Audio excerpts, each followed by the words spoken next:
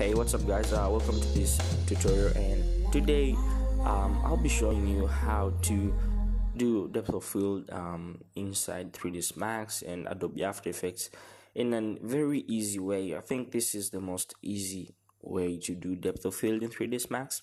So let's get started in 3ds Max and not waste too much time. Okay, so in 3ds Max I have this scene. It's an animation I created recently. It just has these jelly cubes, and as you saw, this is the scene that I showed you at first. So I want to go to the whole precision, how I go and add the depth of field inside of 3ds Max. So I'll go to the rendering tab, right? Click render setup. Now the most important thing is that in this, you click like save file, right, before you render, and click on files.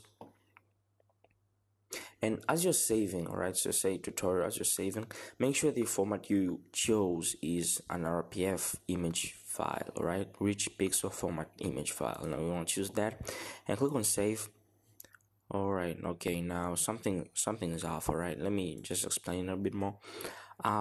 If you want saved, all right, because mine already configured it, all right, so it doesn't need some configuration. So just again, if you're at first doing this, a menu like this should pop up, and you have to choose the optional channels that you want to export with your RPF files. All right, so the image file is saved as the beauty pass, and there are other information, all right, pixel information like ZDepth information that is embedded in it. All right, so you just hit ZDepth and click on OK and click on save. All right, so that way when you render this kind of file, you render it, but it will contain what it will contain the ZDepth information inside. Right, so if I hit like a test run, so just say hit render to just see what I mean, and let's just wait for that.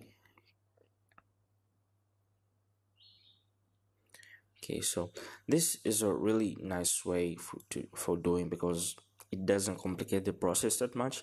I used to search, and sometimes I find how to do it by using the ZDepth multipass technique, but I always find myself I have to set up like all these I have to set up these the white and black points, the maximum and minimum, something like that, and they always seem to confuse me, so I don't get them that much, and that made me actually hate the process and make it think like it's really difficult until I discovered how to do this.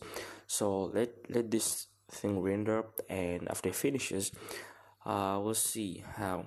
Anyway, if you look closely, all right, after it finished rendering, there'll be two channels here: the RGB alpha, it's like the beauty pass, and the ZDepth, right? So if it finished, if I choose on ZDepth, then you will have seen the ZDepth information that the RPF files saves it with. All right, and I think that's really awesome. I don't know why my cube isn't appearing, so I'll just cancel that.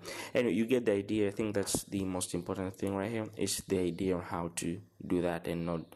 All right, so let's see, cancel out, man. Okay, just clean up. All right, I don't think it finished, right, but you get the idea that it saves the ZDepth information inside. All right, so if you have a long animation or just something like this, you can click on active segment so that it renders out a sequence file of all the RPF images. All right, so after you're done, which I assume now, after you're done with rendering the RPF files, the sequence, if we go back to Adobe After Effects, we'll just right click on import. Okay, and this is the animation, that the sequence file that I rendered, the RPF sequence file. So you want to choose that and make sure that is checked. All right, and import as footage. Click on import. Now if you say pre-malted, it kind of comes with the background and ignores the alpha channel, so just say straight unmatted, and I want to drag that and right here and say import into new composition. So it's going to import that into new composition, and I'm going to go ahead and import a recent file, the sky image that I used. If you have any, you can choose whatever you want, so I'm going to drop that right there in the background. And I'm going to name this and say like footage. Okay, and now we have this. All right, and how do we add the depth of field?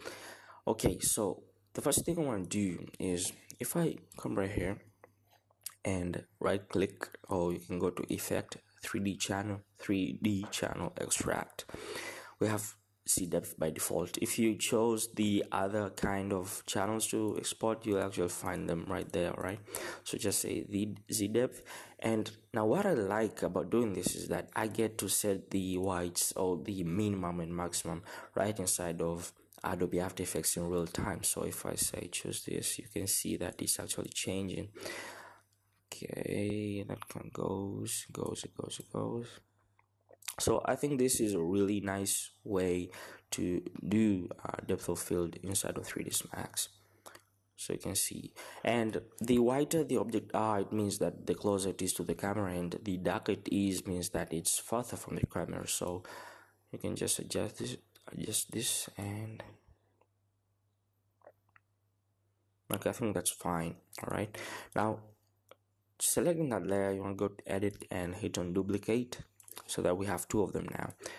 Drop this back there and rename this into something called ZPass or ZDepth, anything that you wish on naming. Click on that. So now we have two channels, and for this one we want to delete this guy, so delete him. So we have the footage channel, and we have the ZDepth channel, right? Layer, sorry, it's not a channel now, it's a layer. And after that, what follows then? If I go to this guy, all right, or this guy, okay, I'll start with something else. Just take this. Oh no, this ain't working. Okay, right click on new, add an adjustment layer, and we'll call this DOF, depth of field. Oh, so I wrote DOF, and you want to go right here to effect, blur and sharpen, camera lens blur. Okay, so you can see that it starts to blur things out, but that's nice. Turn this guy off because we don't need him to see him. We don't need to see him. We just need his information. Go to footage, go to DOF, and click on the blur map layer. Just hit on ZDepth, and you can see that we have a bit of blurs right there. Okay, right there, and you can adjust the blur focal length to choose where you want to focus. Okay, so you can just adjust this. Well, this is the first method that I think. Okay, so this is by using the Adobe's stock plugin. All right, now sometimes this comes shady because I don't know why that happens, but it kind of calculates it all by itself. So it doesn't take this as for these values that we put. It just like takes it as full as it was in first. So to do that, to fix that, sorry, you can go to layer, pre-compose right there. It's at the bottom of the list. So we will add this into new composition. Just call this ZDepth comp. Okay, and click on OK. And boom. Now again, go back right here and want to choose ZDepth comp. Okay, and it's chosen. And I think the more I focus, the more I get some really weird things that I don't think I need right now, and it's really pissing me off, because if you look at it, yeah, it's really pissing me off. Oh man. Okay, right here and say invert blur map. Okay, now we have some depth blurs. All right, you can focus. All right, and you can see that the blacks are blurred more. That's because they're actually further from the camera. So you can see that with a little bit of tweaking, you can start to get some decent depth of fields. And this is not a bad method. It's really cheap, but also it's not the perfect one. So if you're, say, like a serious movie guy or animator, and you can't release something big with this kind of, I mean, look at that, that's horrible right there. Now I'm going to show you this plugin called, I'm going to delete this plugin called Frischkraft Landscape, right? This one, Frischkraft Depth of Field. You can get it through the Frischkraft Landscape plugin. All right, so click on that, And for this one, you want to choose now the depth layer as the ZDepth composition, and I'll just adjust where it is, and instantly you can see some really cool looking blurs. All right, and that's really awesome. I want to pump this up. I mean, this blur thing is a bit addictive. If you Okay, now you can use the focal point by manual setting it, or you can just use this select depth and choose something.